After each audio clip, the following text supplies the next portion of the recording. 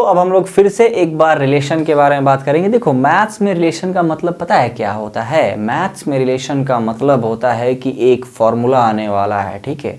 तो यहाँ पे ये रिलेशन किसके बीच में है? तो ये रिलेशन है relation between theta L and R. अब तुम लोग ये कहोगे सर ये थीटा क्या है, ये एल क्या है, ये आर क्या है? तो देखो ये सर्कल है, तो इस सर्कल का सेंटर क्या है? ओ है। ये सर्कल के सर्कमफेरेंस पे 2 पॉइंट्स है ए और बी। तो ए और बी का जो डिस्टेंस होगा ना अलोंग द सर्कमफेरेंस, उसको हम लोग क्या बोलेंगे? आर्क बोलेंगे। तो इस ए बी आर्क का लेंथ कितना है? एल है। और ये जो आर्क है ना, ये आर्क इसके सेंटर पे, सर्कल के सेंटर पे कितना एंगल बना रहा है? थीटा बना रहा है। यानी थीटा बेसिकली क्या है? थीटा जो है angle subtended bye arc at the centre of circle. अब देखो एल क्या है? L is the length of arc. L क्या है? आर्क का लेंथ है। और आर क्या है? R is the radius of circle. यानी हमारे पास टोटल 3 क्वांटिटी है, थीटा, एल और आर। समझ में आ गई मेरी बात?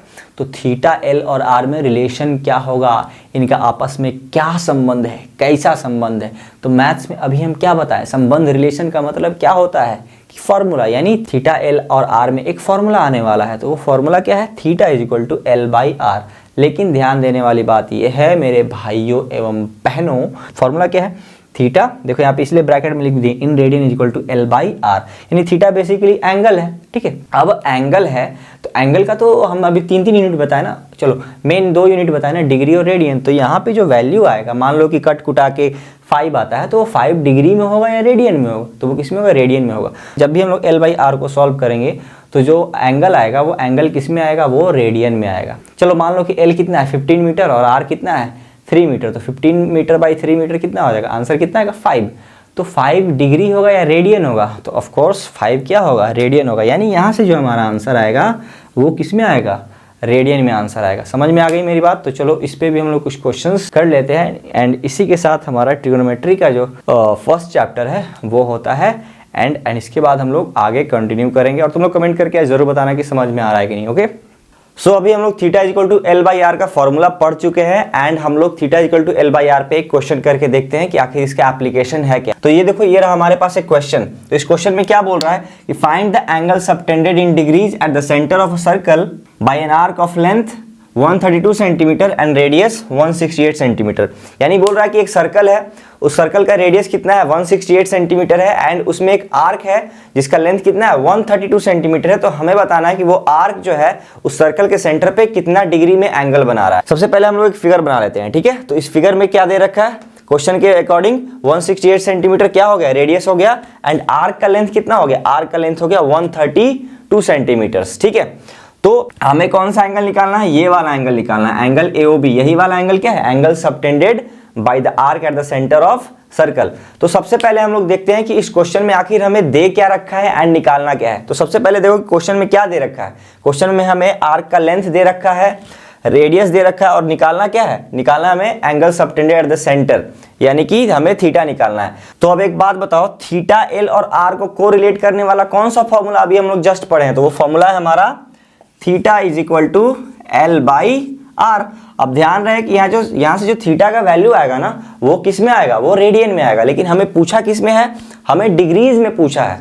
यानी कि सबसे पहले हम लोग रेडियन में एंगल निकाल लेंगे एंड उसके बाद हम क्या बताए थे? कोई भी एंगल अगर रेडियन में है उसको डिग्री में कन्वर्ट करने के लिए क्या करेंगे? हम लोग मल्टीप्लाई करेंगे। किससे मल्टीप्लाई करेंगे? 180 बाई पाई से। तो सबसे पहले हम लोग तो एंगल निकाल लेते हैं। तो यहाँ पे इंपॉर्टेंट बात है कि theta equal to L by R से जो थीटा का वैल्यू आएगा वो किस में आएगा? वो रेडियन में आएगा, ठीक है।